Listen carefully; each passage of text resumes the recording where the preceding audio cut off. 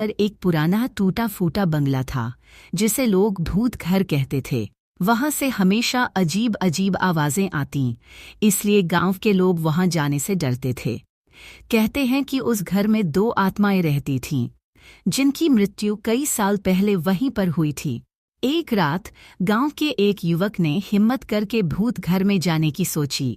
उसने सुना था कि अगर काली बिल्ली उस घर में दिखाई दे तो आत्माओं का प्रभाव बढ़ जाता है।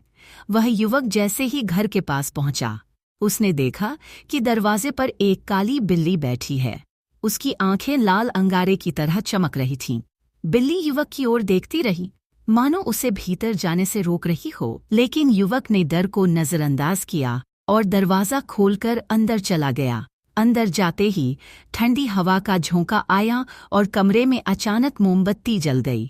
सामने दीवार पर 2 परछाइयां दिखीं, जो धीरे धीरे इंसानी आकार में बदल गईं। वह दोनों आत्माएं थीं, जो युवक को घूर रही थीं। उनके चेहरे पर एक अजीब सी मुस्कान थी। युवक का दिल तेजी से धड़कने लगा और वह दौड़ता हुआ बाहर निकला।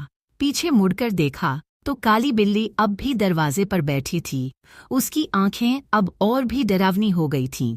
उस रात के बाद युवक ने कभी उस घर की ओर कदम नहीं बढ़ाया और गांव के लोग उस भूत घर को लेकर और भी डरने लगे।